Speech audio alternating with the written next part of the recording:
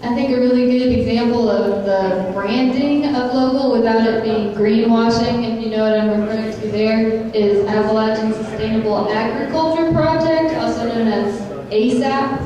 They have an Appalachian grown label and sticker, and they actually will help you as a farmer create promotional materials, promotional media for your farm, and they will let you use these stickers, the logo of Appalachian Grown, as a way for consumers to recognize that, yes, this product was grown in Southern Appalachia, USA, you know, if that is an issue anymore.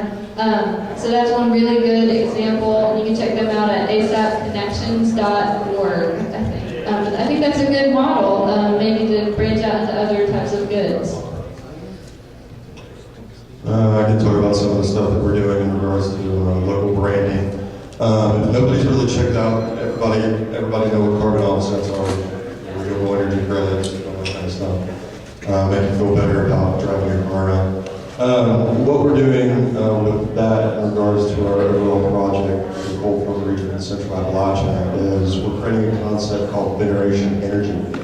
And if you haven't checked out native energy as opposed to the Carbon Climate Exchange or the Chicago Climate Exchange, they have a really, really innovative concept that kind of accentuates what we're talking about here in sustainable development. Instead of going to the market and just buying those specific carbon offsets for those renewable energy credits and whatnot, and then exchanging money just for those carbon attributes, they also have a transparent market that actually unpack the social repercussions of where those carbon offsets are coming from. So they're native energy. They've traditionally been focusing on Native American reservations all over the United States, and they're ramping up right now for marketing our project right now to where what we want to do, hopefully with universities and companies throughout Central Appalachia, is market these carbon offsets and these renewable energy credits so we can stimulate a lot of the upfront revenue to where we can build all these renewable energy projects. So we should have that up and running probably in about a year after we have some of the larger projects online.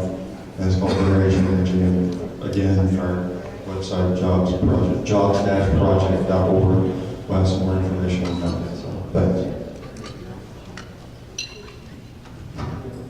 I just go back quickly. That's the only one that's not from Boone on this panel, but from an observer, I think y'all do a very good job supporting local before I got here. I've been to Boone many times over many years, but it's good to see, you know, I love going to downtown, and it's downtown that has a character, and it's not a downtown that's run over with, you know, the chains. Because I see that happening in a lot of my travels. They try to bring back economic development to their communities by inviting in the chains.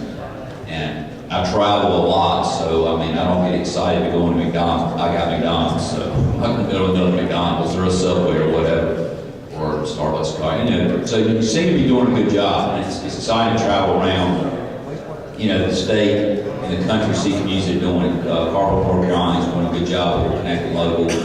You know, where I live in Burlington, we've got a lot of work ahead of us. It's good to see your local government officials here supporting this stuff, because it's kind of, you know, I'm on our Chamber of Commerce board, and we describe local as long as it's involved in Alamance County is how they describe local. So shopping at Walmart in Alamance County is better than Walmart in the county beside. So that's, anyway, we got a lot of work to do in our community in definition of local.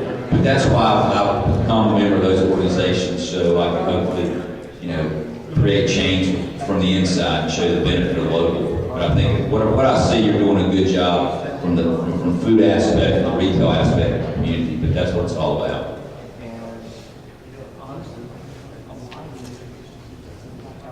So I know this really great local business branding group called the Green Business Plan. And Joey, would you mind standing up and pointing to that table behind you? Yeah, right there. That table has my Green Business Plan little display on there. So if anyone in here has a business, you need to sign up to get locally branded as a green business. We're going to make sure you're not greenwashing. Make sure you're doing all the good things about what a sustainably conscious business should be doing. And we, like I said before, we really want to work together to try and get some of these issues moving forward as a community that is interested in this sort of local branding of what is green and sustainable and environmentally conscious. That's why you get not only fuel.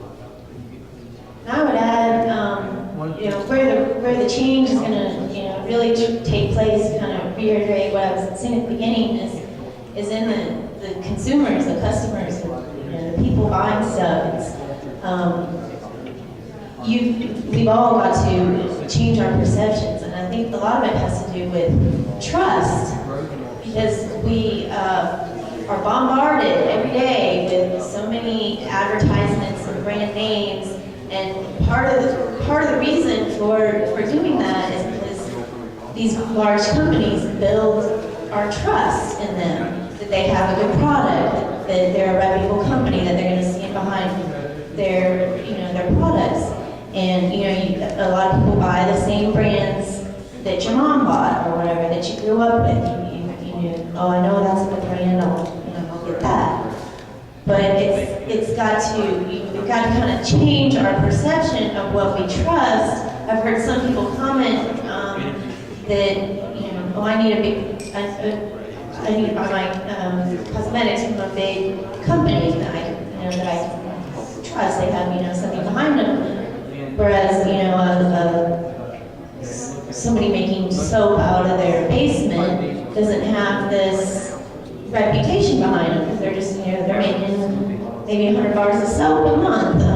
They don't have the power behind them to do that kind of marketing campaign. So it's got to go back to, knowing people who are making these products.